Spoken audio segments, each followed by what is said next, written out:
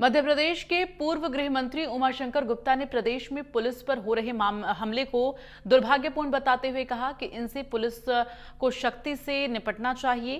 ज्ञात हो कि उमाशंकर गुप्ता अनूपपुर में आयोजित वैश्य महासभा के प्रदेश कार्य समिति की बैठक में शामिल होने आए थे और इस अवसर पर इंडिया न्यूज संवाददाता अजीत मिश्रा ने पूर्व गृह मंत्री उमाशंकर गुप्ता से विस्तृत बातचीत की।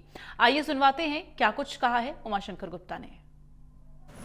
मध्य प्रदेश के पूर्व गृह मंत्री उमाशंकर गुप्ता हमारे साथ हैं। वो अनूपपुर आए हुए थे अपने 2 दिवसीय वैश्य समाज के प्रदेश कार्य समिति की बैठक में शामिल हुए।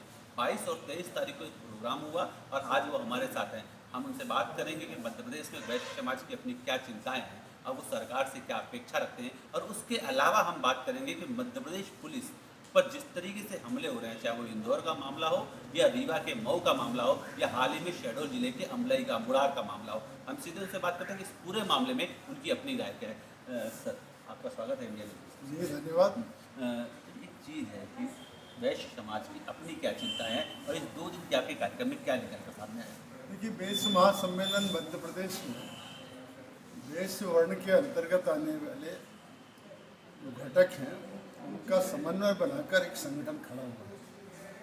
ये संगठन मध्य प्रदेश के सब जिलों में काम करता है। सभी तहसीलों में हमारी इकाइयाँ हैं और लगभग 20,000 पंचायतों तक हमारी सदस्यता होती है। हमारा उद्देश्य है वैश्यों के हितों की रक्षा करना और उनमें सुरक्षा का भाव पैदा करना। साधारणतः कई बार हम देखते हैं कि वैश्यों के साथ के ऊपर अत्याचार, शोषण और प्रचार की घटना होती रहती है और इसलिए वैश्य एकजुट हो, किसी दूसरे को तकलीफ पहुंचाने के लिए नहीं, अपने आत्मसम्मान की रक्षा करें, इसलिए ये संगठन काम कर रहा है। आज अनूपपुर में प्रदेश कार्यकारिणी की बैठक थी, जो लगातार हम 3-4 महीने में एक बार करते हैं। उसी क्रम में ये बैठक यहाँ अनूपपुर में हुई थी। सभी जिलों का प्रतिनिधित्व हुआ। पिछली बैठकों में लिए गए निर्णय पर समीक्षा करते हैं, आगे के कार्यक्रम की रूपरेखा बनाते हैं। एक इस समय प्रदेश में जो माहौल है, आप मध्य प्रदेश के पूर्व गृह मंत्री रह चुके हैं, लगातार पुलिस बल पर हमला हो रहा है और जिससे पुलिस का मनोबल टूट रहा है, चाहे वो इंदौर की बात हो या रीवा के मऊ की बात हो। अभी हाल में कल परसों सड़गुड़ार में भी पुलिस बल पर हमला हुआ। इसको किस रूप में? मुझे लगता है दुर्भाग्यपूर्ण स्थिति है और पुलिस को सख्ती से निपटना चाहिए।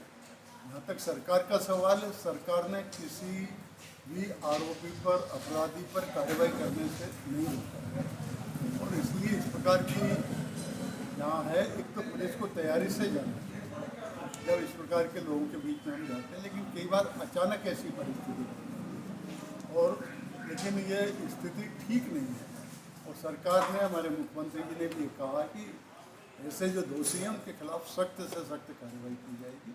मुझे लगता है कि पुलिस को और सतर्कता से काम करने की जरूरत है। रीवा की मऊ की जो घटना है, एसडीओपी को किडनैप वो बहुत ही दुर्भाग्यपूर्ण है। मैं ये कह रहा हूँ बहुत दुर्भाग्यपूर्ण है और ये कहीं ना कहीं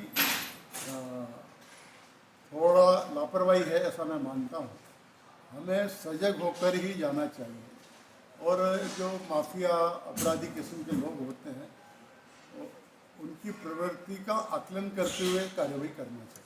इस तरह एक मुहिम भी सरकार के खिलाफ चल रही है कि सरकार जो वो ब्राह्मण गिनती है, कई जगह ब्राह्मणों के आंदोलन में इसी चीज़ों को लेकर के उसको किस रूप में देखते हैं? मुझे लगता है कि किसी वर्ग विशेष के, समाज के प्रति, किसी जाति के प्रति कोई विरोधी है, ये कहना उचित नहीं है।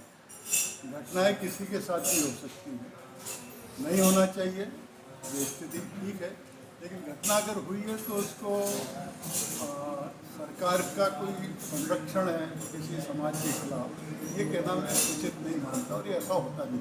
मध्य प्रदेश सरकार ने जिन घटनाओं पर एक्शन लिया है, क्या उसे पर्याप्त मानते हैं कि और ज़्यादा होना चाहिए? मुझे लगता है कि फ्री हैंड मुख्यमंत्री जी ने दिया है अधिकारियों को कि जो भी दोषी हैं, जितना अपराध है उसके हिसाब से सख्त कार्रवाई की जाए और मुझे लगता है उसके परिणाम देखने को मिलेंगे।